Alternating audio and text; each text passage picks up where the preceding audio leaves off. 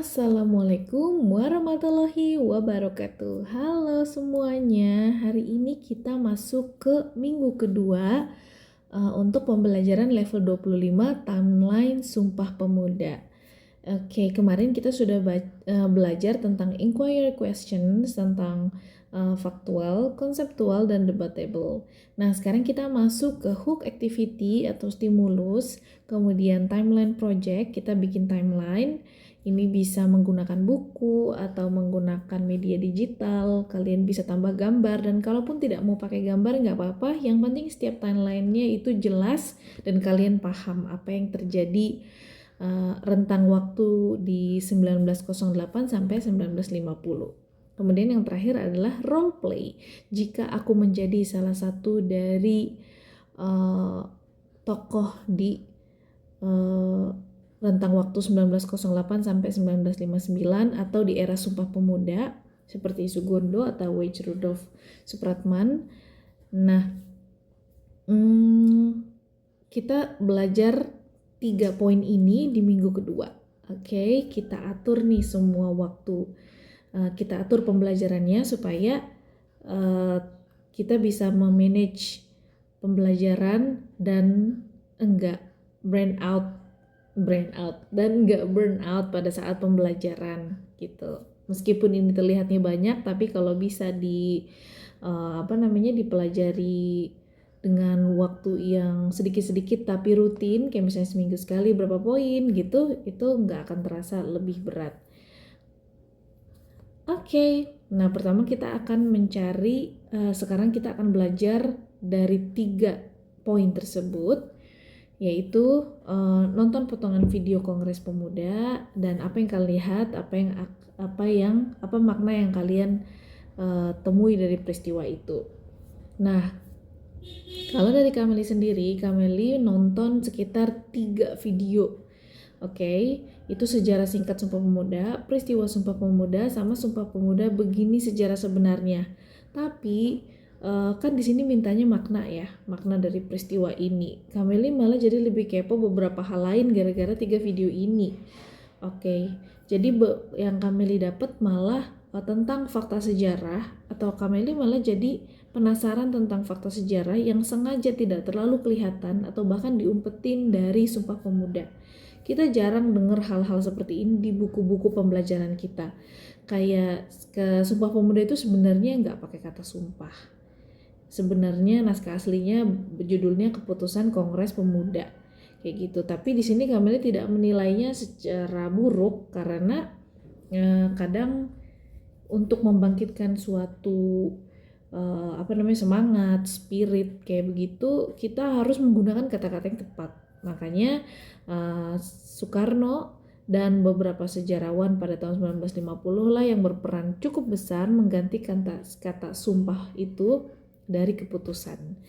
Oke, lalu yang kedua Kameli juga belajar, Kameli searching ternyata ada orang Belanda juga yang mendukung Sumpah Pemuda atau Kongres Pemuda ini.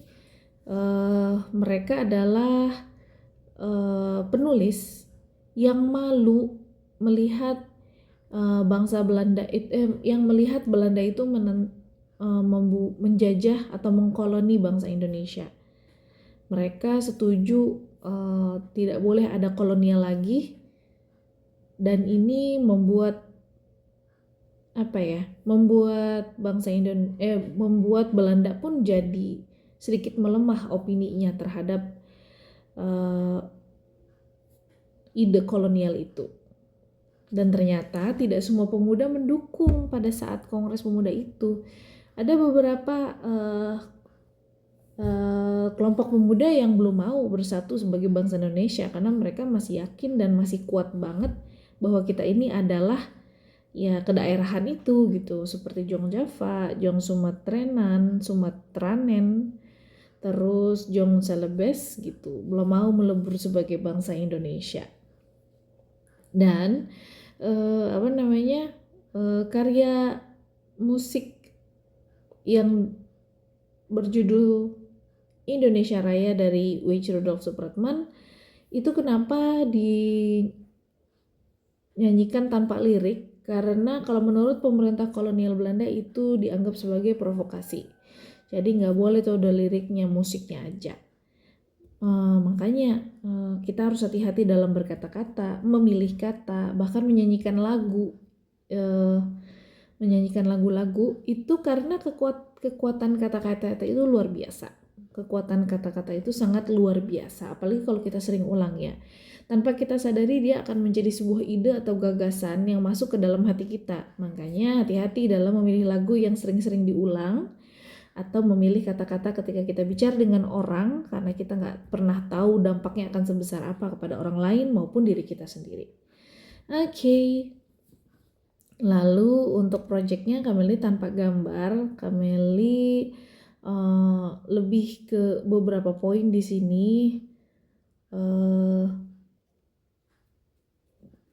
Tentang rentang waktu 1908 sampai 1950 ini, dari beberapa waktu yang ditampilkan, Kameli memilih tahun-tahun yang ini, yang cuma ada hubungan eratnya banget sama kejadian Kongres Pemuda dan pembentukan NKRI, yang lebih ke arah situ gitu. Sebenarnya semua peristiwa di dalam rentang waktu itu penting, tapi kami ini cuma ngambil yang paling deket sama Kongres Pemudanya dan pembentukan NKRI di tahun 1950. Oke. Terus role play. Di sini Kameli milih jadi W.R. Supratman. Nah, beberapa sifat yang Kameli searching dari cara berpikir atau sifatnya W.R. Supratman adalah W.R. Supratman ini suka belajar dan membaca. Sampai setelah dia dapat gelar tertentu, baru dia menjadi seorang guru. Dia pernah menjadi seorang guru. Dia juga pernah menjadi seorang wartawan dan dia senang menulis. Jadi orangnya pintar dan keren ya, hebat banget. Lalu dia juga suka sama musik. Waktu dia dikasih alat musik sama kakaknya di umurnya ke-17 tahun, itu sebagai kado. Dia bermain musik, dia paling suka musik jazz dan belum terlalu cemplung di dunia politik. Tapi karena dia aware ya orangnya, terus peduli dengan bangsanya, ketika keadaan Indonesia itu terdesak sama Belanda, dia coba untuk nyemplung lah ke politik, bertemu dengan tokoh-tokoh pergerakan, dengan pelajar-pelajar seperti itu, sampai benar-benar memahami politik, baru dia menciptakan lagu. Jadi keren banget, karena yang tadinya sama sekali nggak ada di situ, tapi demi bangsanya dia mau belajar ke arah situ. Nah, dari sifat dan cara berpikir W.R. Supratman yang seperti itu, jika aku menjadi W.R. Supratman di zaman ini, Kameli pingin membuat sekolah musik dan teater yang gabungin alat musik daerah, tarian daerah dengan teater kebangsaan. Terus nanti setiap tahun anak-anaknya itu tur, kayak macam operet bobo. Kalau operet bobo kan setiap waktu tertentu dia tur ke beberapa tempat di Indonesia, menampilkan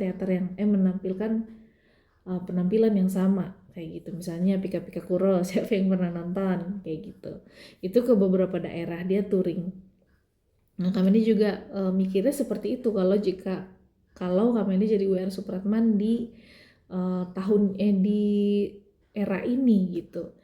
Dengan ini aku harap anak-anak mengenal sejarah dan budayanya dengan cara yang menyenangkan, entertaining, sehingga masuk ke alam bawah sadar dan perasaannya. Biasanya kalau pembelajarannya itu dengan berbagai metode atau beberapa cara, apalagi ada musiknya, ada tariannya, ada seninya seperti itu ya, yang melibatkan otak kanan, itu biasanya lebih nyampe ke perasaan dan lebih masuk ke memori jangka panjang.